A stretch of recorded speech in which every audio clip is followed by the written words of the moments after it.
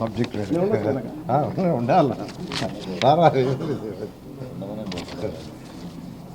అందరికీ నమస్కారం అండి. అమరావతి రాజధానిలో ఏదైతే రైతు సోదరులు ఆ రోజు ల్యాండ్ 34,000 ఎకరాలని గౌరవనీయ ముఖ్యమంత్రి గారి మీద నమ్మకంతో ఇవ్వటం జరిగింది.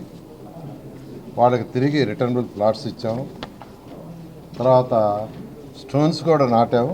అయితే అవన్నీ కూడా గత 5 సంవత్సరాలు జరిగిన అనేక ప్రభుత్వం యొక్క అంటే వాళ్ళ పాలసీ అంటే 3 ముక్కలు ఆట ఆడి అదని ఇదని చేసి నానా గందరగోళం చేశారు.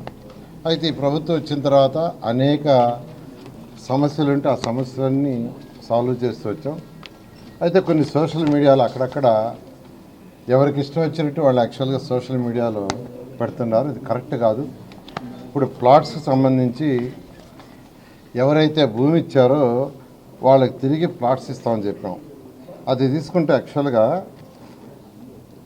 ఎలక్షన్స్కి అంటే 2014-19లోనే 2014-19 ఉన్నప్పుడే 29,915 మంది యూనిక్ ఫార్మర్స్కి 34,233 ఎకరాలు ల్యాండ్ యాక్చువల్గా ఇచ్చేయటం జరిగింది. ప్లాట్స్ వాళ్ళకి ఇచ్చేయడం జరిగింది. 825 మంది ఫార్మర్స్కి 677 ఎకరాలు యాక్చువల్గా వాళ్ళకి ఇచ్చేయడం జరిగింది. ఈ గవర్నమెంట్ వచ్చిన తర్వాత అదేవిధంగా బ్యాలెన్స్ ఈ రోజుకున్న బ్యాలెన్స్ ఏంటంటే 991 మంది రైతులకి 717 ఎకరాలకు సంబంధించి వాళ్ళకి యాక్చువల్గా ప్లాట్స్ ఇవ్వాలి. సో మొత్తం 34,911 ఎకరాలు, దానికి గాను ఇవ్వాల్సింది 719 ఎకరాలు. అది కూడా ఎందుకు డిలే అవుతుందంటే దానికి అనాలిసిస్ చేసాం. 4-5 సార్లు వాళ్ళకి ఫోన్లు చేసి డేటా కూడా తీసుకుంటే మెయిన్గా ఉండవెల్లి విలేజ్లో ఈ మధ్య రీసెంట్గా ఇచ్చారు. ఈ ప్రభుత్వం వచ్చిన తర్వాత 301 ఎకరా 430 మందికి ఇవ్వాలి. అంతకుముందు అక్కడ లేఅవుట్ లేదు. లేఅవుట్ డిజైన్ చేసి నోటిఫై చేస్తున్నాం. నోటిఫై చేసిన తర్వాత ఒక 30 days వాళ్ళ దగ్గర నుంచి ఏదైనా అబ్జెక్షన్స్ ఉంటే అవన్నీ తీసుకొని ఫైనలైజ్ చేయాలి. అది ఫైనలైజ్ చేసి ఆ 301 ఎకరా 430 మందికి ఇవ్వబడుతుంది. అదేవిధంగా కోర్టు కేసెస్ లిటిగేషన్స్ అన్నదమ్ముల మధ్య వాళ్ళ మధ్య కోర్టు కేసెస్లో ఒక 47 మందికి 84 ఎకరాలు ఉంది. అదేవిధంగా పిఓటి అంటే ఇప్పుడు యాక్చువల్గా జిఓఎంలో డిస్కస్ చేస్తున్నారు. అది కానీ ఫైనల్ అయిపోతే 34 మందికి 37.83 ఎకరాలకి వాళ్ళకి ప్లాట్లు ఇవ్వబడుతుంది. అదేవిధంగా ప్రాసెస్లో అంటే ఇమీడియట్గా లాటరీస్ ఇచ్చేదానికి 99 మందికి 84.38 ఎకరాలు ఉంది. అది కాకుండా లంకా ల్యాండ్స్ దాని యొక్క ఇష్యూ 218 మందికి 166 ఎకరాలు ఉంది. దీని మీద యాక్చువల్గా ఒక అడిషనల్ కమిషనర్ స్పెషల్గా వర్క్ చేస్తున్నారు. ప్రతిరోజు 60 నుంచి 90 మందికి రిజిస్ట్రేషన్ జరుగుతున్నాయి.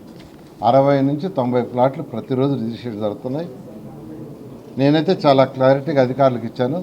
రాబోయే 4 నెలల్లో వీలైనంతకు మ్యాక్సిమం ఈ 991 మంది రైతులు ఏదైతే 717 ఎకరాలు ఉందో దానికి సంబంధించి ప్లాట్లు అలాట్ చేసామని రాబోయే 4 నెలలు అలాట్ చేస్తారు.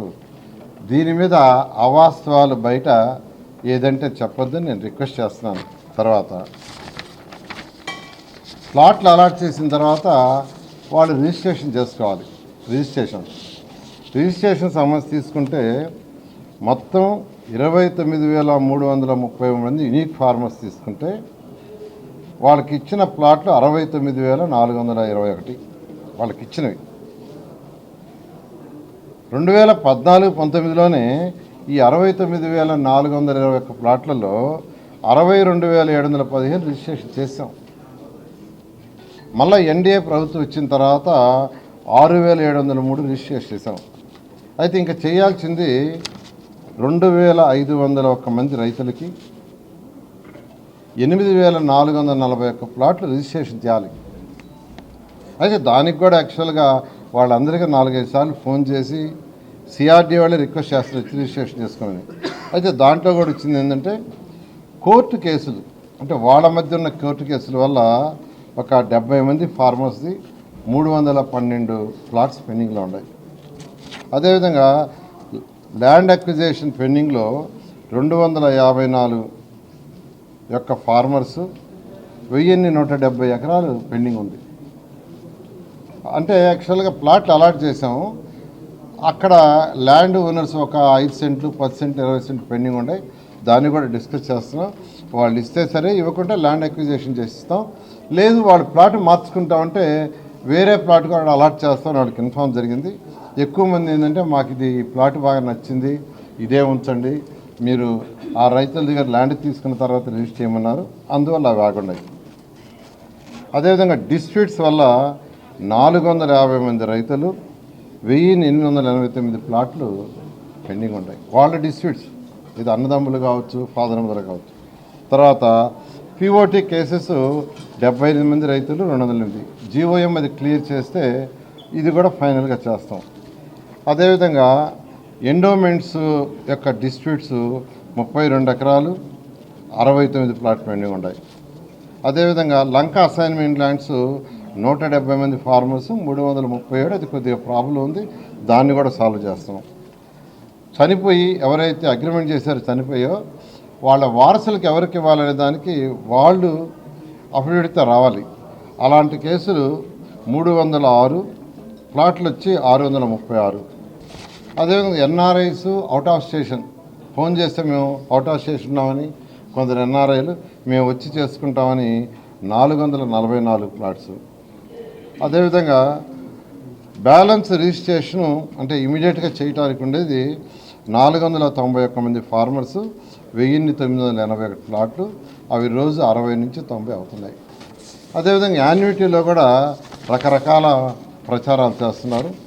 యాన్యుటీ తీసుకుంటే ఈ ప్రభుత్వం వచ్చిన తర్వాత 9th and 10th annuity clear చేశాము. కేవలం 319 మందికి 1,03,00,000 పెండింగ్ ఉంది. అదేవిధంగా 11th ఇయర్ యాన్యుటీ అది తీసుకుంటే 484 మందికి 3.15 కోట్లు పెండింగ్ ఉంది. దానికి కారణం ఏంటంటే, ఒకటి కోర్టు కేసులు ఉండటం వల్ల, అంటే ఒక అతనికి ఇవ్వాలా, ఇంకొక అతను వచ్చి నా ల్యాండ్ మీరు యాన్యుటీ ఇవ్వద్దనటం, వాళ్ళ యొక్క డిస్ప్యూట్స్ వల్ల ఆగింది. తర్వాత డెత్ అయిపోతే ఎవరికైతే యాన్యుటీ ఇస్తున్నామో చనిపోయారో వాళ్ళ వారసులు ఎవరు అనేది వాళ్ళు వచ్చి మనకు వాళ్ళ డిక్లరేషన్ అది ఇవ్వలేదు. తర్వాత